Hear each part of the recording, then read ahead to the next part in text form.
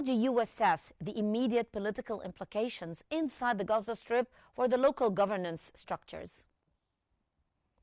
Well, thank you, Hala, for having me. I think we're still a bit ahead of reaching this point of government structures in the Palestinian territories, because we need to wait first for the formation of the Board of Peace, which is going to be, as you mentioned, chaired by President Donald Trump, but it will also include other leaders from all over the world who are involved in the conflict between Palestine and Israel and the dire situation in Gaza. So probably we're still a few weeks away, at least until the stabilization, until the Board of Peace is formed, until they meet and they agree on the formation of the stabilization force, and then the structure of the transitional Palestinian government that will be coordinating and cooperating with the Board of Peace and arranging all the future steps with that newly created body.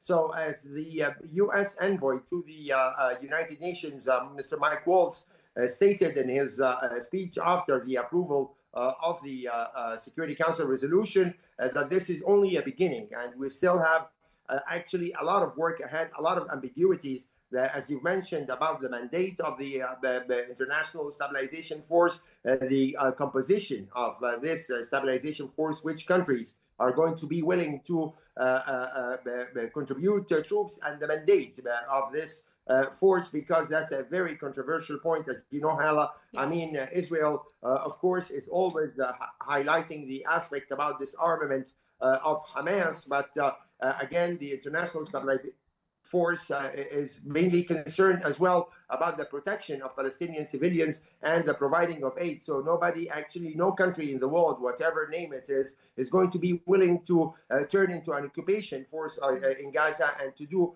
Israel's dirty work. So these are all very complicated issues that will continue, that needs the continued personal commitment of U.S. President Donald Trump and his top envoys, so that we can make this a success. There are a lot of open question marks, and only steps on the ground and the behavior of the current extremist Israeli government is going to determine the future. And one last point, Hala, is that we've already seen, before the approval of the resolution and after the approval of the resolution, statements being made by Netanyahu and his top ministers, the extremist ministers such as Ben Gvir and Smotrich, and even the defense minister Israel Katz, that they will not allow under any condition the establishment of a Palestinian state. And that goes contrary to the very mild reference in that resolution and in the plan to a path towards the statehood. But even that mild reference led the Israeli government to declare in advance they will not respect this